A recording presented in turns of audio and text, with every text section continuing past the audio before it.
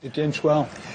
Je pense que c'est une erreur de penser que les politiques sont impuissants ou incapables ou ne comprennent pas, en faisant comme s'ils servaient l'intérêt général, et pour servir l'intérêt général, effectivement, ils sont pas bons.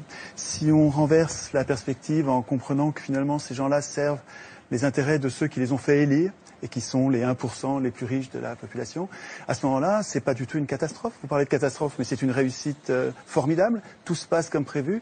La sécurité sociale est détricotée, le chômage se porte à merveille, ce qui permet de tenailler les salaires et d'avoir des bas salaires, donc des hauts profits. Donc tout se passe bien, en fait, du point de vue des 1% qui se gavent comme jamais. Les banques qui devraient être en prison pour faillite frauduleuse, leurs patrons se font mieux payer que jamais et arrivent maintenant au gouvernement des différents pays.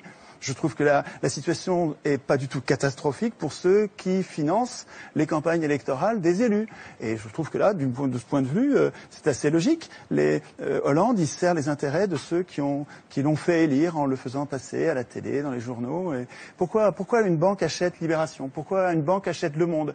Pourquoi une banque achète le quart Sud-Est? Pourquoi le Crédit Mutuel achète le quart de la presse quotidienne régionale?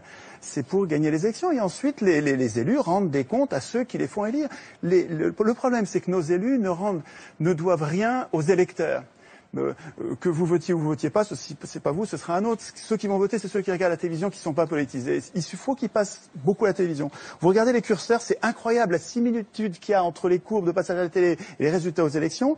Il suffit de monter les curseurs des challengers, vous les montez à 10, 15%, ça va donner l'impression de la pluralité. Et puis les deux partis qui ont la même politique de droite dure, qui s'appelle gauche et droite, mais en fait ils ont la même politique pour les industriels et les banquiers, les multinationales en fait.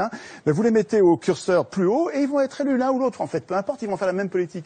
Alors évidemment, les gens sont gentils, ils croient les candidats au moment des campagnes électorales, et c'est notre gentillesse qui fait la déception après. Mais enfin, après 200 ans d'échec du suffrage universel, qui permet aux riches d'acheter le pouvoir politique, depuis qu'ils écrivent les constitutions, ces gens-là ont mis en place un système, d'abord censitaire, là au moins c'était clair, et ensuite universel quand ils sont aperçus. Tocqueville disait très tôt, donc début du 19e siècle, il disait « Je ne crains pas le suffrage universel, les gens voteront comme on leur dira ». Et ça fonctionne très bien. Donc, le fait de désigner des maîtres au lieu de voter des lois est une imposture politique. Nous ne sommes pas en démocratie. En démocratie, nous voterions nos lois. Nous-mêmes, un homme, une voix pour voter les lois, pas pour désigner des maîtres. Le fait de nous imposer de désigner des maîtres est une supercherie. Ça donne un résultat plutocratique avec les riches qui dirigent depuis 200 ans. Alors aujourd'hui, on arrive dans une crise parce que le capitalisme n'arrive pas à verser suffisamment de salaire pour vendre leur camelote. Alors effectivement, ils prétendent que le système est en crise comme si c'était un accident. Mais c'est pas du tout un accident. Les choses se passent comme d'habitude, avec une impuissance politique. Vous avez raison sur l'impuissance politique, mais cette impuissance politique, elle est programmée. Il y a un endroit où il est écrit que le peuple n'a aucune puissance. Ça s'appelle la Constitution. Le problème, c'est que tout le monde s'en fout. Nous nous foutons de la Constitution. C'est bien fait pour nous. C'est pas la faute des affreux qui dirigent, c'est notre faute à nous de pas écrire notre Constitution dans laquelle nous prévoirions notre puissance. Le référendum d'initiative populaire, les élections sans candidat ou les élections avec des primaires et avec l'impossibilité pour les condamnés de se représenter, etc.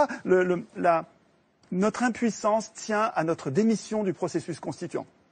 Et tant qu'on bavarde sur ce que font les représentants politiques qui sont les représentants des riches, on passe à côté de la cause de nos problèmes. Donc il me semble qu'en recentrant la réflexion sur la cause de nos problèmes, on arrive à trouver des solutions.